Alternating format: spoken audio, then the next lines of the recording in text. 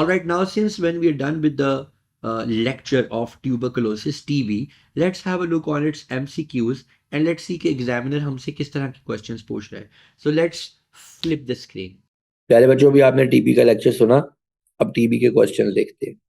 Tuberculosis है जनाब. अच्छा जी, ये पहला क्वेश्चन ऐसा आ गया जो ट्यूबरकुलोसिस और मीजल्स का कॉमन क्वेश्चन है, और मीजल्स जो है ये हमारे सिलेबस में से निकल चुके हैं, लेकिन चलो अभी क्वेश्चन आ गया तो अभी हम इसको अटेम्प्ट जरूर करेंगे. मीजल्स जो है ना ये वायरल होता है. मीजल्स जो है ये बेसिकली क्या है, ये वायरल डिजीज है. ठीक है जी. सो इन्फेक्शियस ये दोनों हैं और एयरबॉर्न हवा से दोनों ट्रांसफर होते हैं, लिहाजा डी इसका आंसर है, लेकिन ये मीजल्स सिलेबस से निकल चुका है. क्वेश्चन देखिए, कहता है graph shows the fall in causes of TB in a country between 1910 and 2000. अच्छा जी, फॉल बता रहा है जी.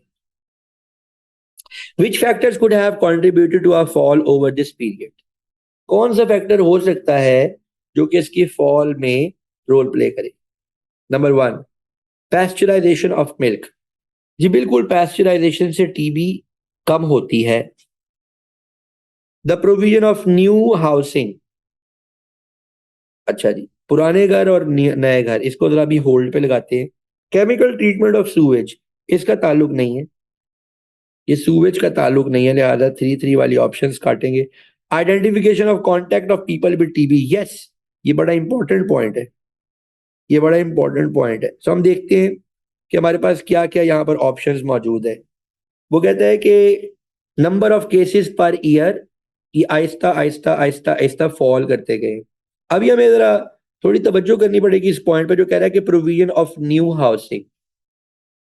अगर बेटे हमारे पास न्यू हाउसिंग है, उसके अंदर अच्छा एयर इनलेट है और गुड वेंटिलेशन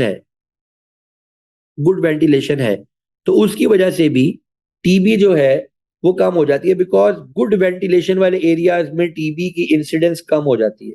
और जो ओवर क्राउडेड एरियाज होते हैं, जहां पर लोग एक दूसरे पे बंदे पे बंदा जो है वो क्या कहते हैं मौजूद होता है, जहां पर जो डेंसिटी है पॉपुलेशन की वो बहुत ज्यादा होती है, वहां इसकी एयरबॉर्न ट्रांसमिशन जो है वो बड़ी आसान हो जाती है. लिहाजा मेरे ख्याल से इसका आंसर 1, 2 एंड 4 होगा.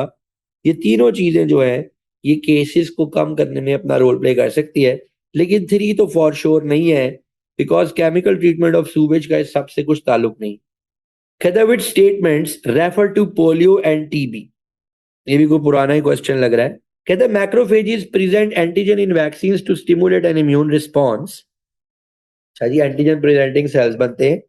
The TB antigens are necessary to produce immune response are proteins which would be digested in the stomach and small intestine. ठीक है. And there are no B lymphocytes and T lymphocytes in the stomach. कहता है which explains why polio vaccine can be taken by mouth but TB vaccine has to be injected. अच्छा जी, polio vaccine मुंह से ले सकते हैं, लेकिन TB vaccine हमें इंजेक्ट करनी पड़ेगी. वो कह रहा है बताओ कौन सी स्टेटमेंट इसमें बताती है. अब वो यही स्टेटमेंट बता रही है जो स्टेटमेंट 2 है, कि स्टमक के अंदर और स्मॉल इंटेस्टाइन के अंदर जो हमारे टीबी के एंटीजन हैं वो ब्रेक डाउन हो जाएंगे, क्योंकि हमारे प्रोटीएजेस उनको ब्रेक डाउन कर देंगे. सो 2 ओनली. मैक्रोफेज की जो प्रेजेंटेशन है इसका इस बात से कोई ताल्लुक नहीं कि ओरल इनटेक ली जाए या ना ली जाए, और B and T lymphocyte stomach में नहीं होते, इसका भी इससे कोई ताल्लुक नहीं है. ज्यादा अच्छे तरीके से जो एक्सप्लेन कर रही है इस बात को वो कर रही है 2. In the statement refer to the disease tuberculosis, the pathogen lives inside the human cell so it is not accessible to the immune system. अच्छा जी, ये भी एंटीजेनिक कंसीलमेंट करता है. The bacterial pathogen reproduces slowly and pathogen is not very sensitive to antibiotics. कहता है क्यों, क्या चीज एक्सप्लेन कर रही है कि हमें बड़ा टाइम लग जाता है, हमें बड़ा टाइम लग जाता है इसको ठीक करने के लिए. तो वो ये है कि एक तो ये बड़ी स्लो रिप्रोडक्शन करता है, दूसरा एंटीबायोटिक से सेंसिटिव नहीं है. स्टेटमेंट 2 और स्टेटमेंट 3 इसकी लॉन्ग टाइम वाली बात को एक्सप्लेन कर रहे हैं. जो ऊपर वाली बात है it's not accessible to immune system, ये इसकी लॉन्ग टाइम वाली बात को अच्छे तरीके से एक्सप्लेन नहीं कर रहा. ठीक है जी, नेक्स्ट क्वेश्चन पे चलते हैं. कहते a country had fewer than 2.5 deaths per 100,000 people from TB in 1 year, and next year this rose to 25 deaths per 100,000. What may have contributed to this? Death toll बढ़ गया है, क्या वजह हो सकती है? ठीक है जी, यहां पर भी वाटर सप्लाई की बात कर रहा है. डिक्रीज इन कॉन्ट्रैक्ट ट्रेसिंग हो सकती है, रिफ्यूजी कैंप इंक्रीज हो गए, हो सकता है वहां से टीबी फैले. वाटर सप्लाई वाली बात का ताल्लुक कॉलरा से होता है. So it's 1 and 2. It's 1 and 2 क्योंकि वाटर सप्लाई से टीबी नहीं फैलती. 38. Which of the following increase the risk of contracting TB? इनमें से कौन सा टीबी के रिस्क को बढ़ा देता है? Drinking unpasteurised milk, for sure. Living in overcrowded condition, for sure. Raw sewage नहीं, रॉ सूवेज से कॉलरा का इंसिडेंस बढ़ता है. सो 1 and 3. अच्छा जी, क्वेश्चन देखते हैं. क्वेश्चन नंबर 59 ही देखते हैं. कहते हैं in parts of London there was an increase in the number of cases of TB in 1990s. Which factor was most likely to be have contributed to this? Air pollution से नहीं फैलती, drug abuse से नहीं फैलती, mutation rate का ताल्लुक नहीं, over crowded accommodation हो सकती है. बिकॉज में लोग एक दूसरे के इन क्लोज कॉन्टैक्ट होते हैं, और ये चूंकि एयरबॉर्न है, एक बंदा खांसता है तो ये दूसरे बंदे की बॉडी में जा सकता है. जब आप एक आदमी खांसता है, ठीक है, तो उसकी बॉडी से ड्रॉपलेट्स निकलते हैं उसके मुंह से, और ये ड्रॉपलेट्स जो हैं ये हवा के दोष पे किसी और बॉडी के मुंह में जा सकते हैं. कोई बंदा ये सांस ले रहा है यहाँ पर, तो ये उसके मुंह में जा सकते हैं. ठीक है जी. कहते हैं antibiotic streptomycin is now proving to be less effective in reducing the incidence of TB. क्या रीजन हो सकती है? Antibiotic is not effective as an antiviral. ये तो वायरस है ही नहीं, एंटीवायरल ड्रग की तो बात ही नहीं है. People are living in isolated rural area, overcrowding in. ठीक है, ये हो सकता है, लेकिन इसका एंटीबायोटिक से तो ताल्लुक नहीं. Incidence of HIV is increasing, activating previously inactive mycobacteria, इसका भी ताल्लुक नहीं.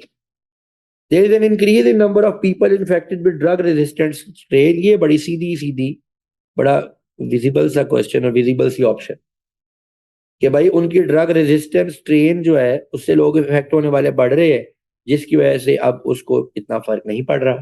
कहते हैं statement explains why people suffering from malaria and people suffering from TB can both live in northern Europe but only tuberculosis can be pass to other people there.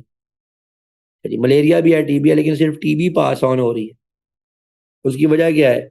Northern Europe के अंदर जो है वो जाहिर है, आप इसमें वेक्टर का फैक्टर आना चाहिए. It's a vector factor thing. कोई ऐसी ऑप्शन जिसमें वेक्टर की इनअवेलेबिलिटी हो, वो इसका आंसर होगा. एनोफिलिस ओनली ब्रीड इन सब ट्रॉपिकल एंड ट्रॉपिकल एरियाज. ये हो सकता है, पोटेंशियल है. एंटीबायोटिक्स काम नहीं कर रही, माइग्रेंट वर्कर्स हैं डिजीज वाले, ट्यूबरकुलोसिस सर्वाइव नहीं करता सब ट्रॉपिक. भाई ये वेक्टर फैक्टर ही है इसके अंदर. ये ए इसका आंसर हो सकता है कि वो वेक्टर ही नहीं वहां पर पाया जा रहा है, इसलिए वहां पर लोगों को टीबी तो फैल रही है लेकिन मलेरिया एक दूसरे से फैल नहीं रहा. अच्छा जी, ये अभी डेथ टोल वाला क्वेश्चन किया है, लास्ट क्वेश्चन करते हैं इसका. कहता है diagram shows properties of diseases. Which area of diagram shows the property that are common in both cholera and tuberculosis. अच्छा जी, कॉलरा और टीबी में क्या चीजें कॉमन है? एयरबॉर्न. ये एयरबॉर्न वाली बात कॉमन नहीं है, क्योंकि एक वाटर बॉर्न है और एक एयरबॉर्न है. इन्फेक्शियस दोनों है, बैक्टीरियल दोनों है. So A is the answer. Both are infectious and both are caused by bacteria. So that's why A is the answer.